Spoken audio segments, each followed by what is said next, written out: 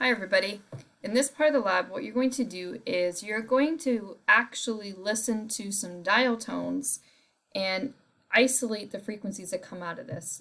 So back in the day when you actually had physical telephones and not cell phones, some people might know what these are. We had telephones and they make these notable telephone sounds, right? I'm going to play one for you.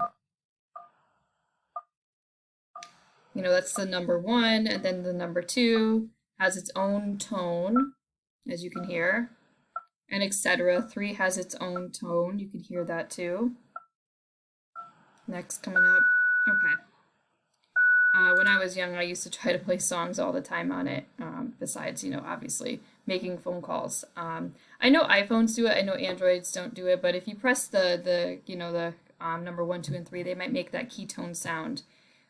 So fun fact, those were a very specific pattern for those notes to make connections to calls. So if you dialed, 203, 258, 4418 or something like that, you made up that number, the computer was automatically able to connect you to the call based on the dial tone.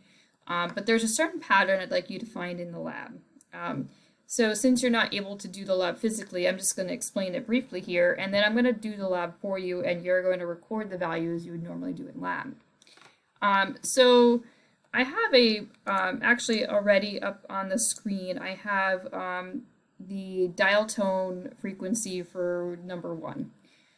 So I just want to talk about it. So first of all, the reason why you can't really play a song very well on your phone is because it plays two notes at once. So there's not really this, this single note that you normally use like with a piano. So there's two notes being played at once. In fact, if I make this big right now, you can see the wave pattern of those two notes happening. In mathematics, we can do this thing called a fast Fourier transform, where it takes this wave function and it figures out the two frequencies that are happening simultaneously. And when you do that, we get frequency space, or in other words, we get the ability to pick out the two frequencies that are present. And we see them as two really, really, really big peaks. Just to show you that this is in fact a consequence of the dial tone frequency, I'm going to speak in the mic really briefly and just talk for a brief moment like this. So actually, you're actually seeing my voice, and you're not. And notice that the pattern completely changes here. And in fact, you can do other things like vowels have very distinct patterns. That's not the vowel pattern, but that's okay. But if I did something like k, it's totally different. So the point is, as you can see, the top wave function up here has many frequencies, and this program right here talks about what frequency is present and actually which one's the loudest, so the amplitudes on the y-axis. So right now my lower frequencies for that were very loud compared to my high frequencies. And you can see my low frequencies. Actually, that's more of the signature pattern of an ah sound. But you can see I have multiple frequencies. Actually, it looks like intervals here, so almost harmonic. I might be able to figure that out here. And then if you notice, my lower tones are much more, are louder versus my high. Huh. I'm actually pretty surprised here. It's doing everything that I don't expect it to do, so that's always good for videos. Because actually I held the note pretty good. And actually, I did have a little bit of that higher frequency come out here. Okay, so enough playing with my voice. So what I'm going to do here, like I said, is I'm actually going to use this video instead of going back and forth. I found that that was actually the easiest. And what I'm going to do is I'm going to collect the data. What you're going to do is record the following. So what I'm going to go do, I'm going to demonstrate, is I'm going to bring this feature right here. Just going to move this over so you can see. And you're going to record two frequencies in your lab. It's called the low and the high. So the low frequency is the lower number, so it's usually the one on the left here. And I'm going to try to line it up. Pause for 3 seconds, and you're going to record 715.33 hertz. And then I'm going to move the cursor over and try to get the peak measurement of this. Now I'm measuring the frequency, so I'm measuring the x-axis, not the y-axis. The y-axis is how loud it is. I'm measuring the bottom part. So this is 1430.66, like that. So I'm not going to necessarily talk during this. It should be obvious because the numbers that I'm doing will show up on the right screen.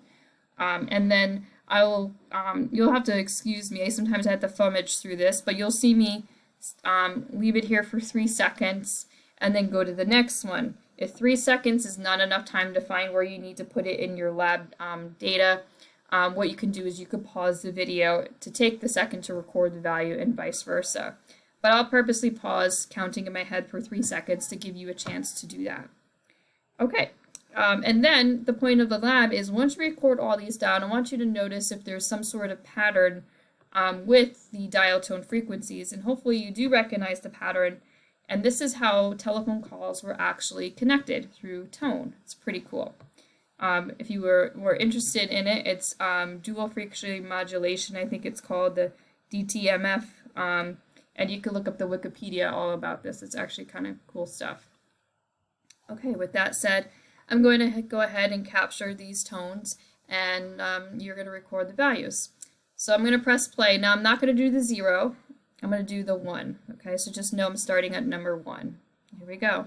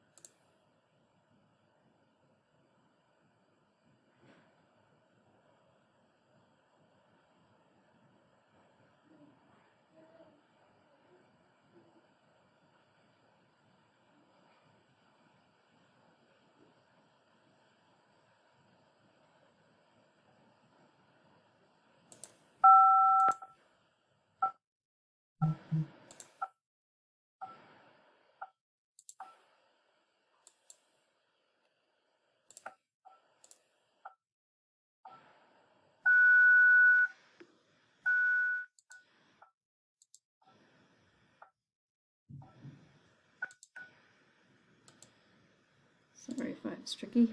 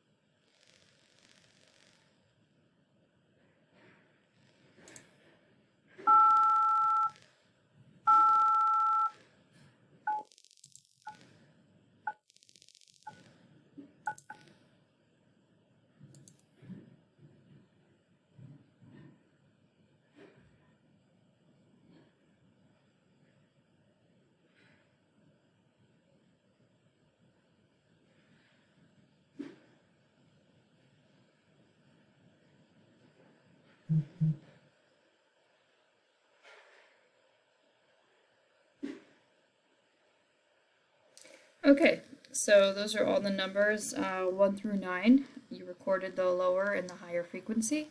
So at this point, you should have all your data for this lab. Thank you.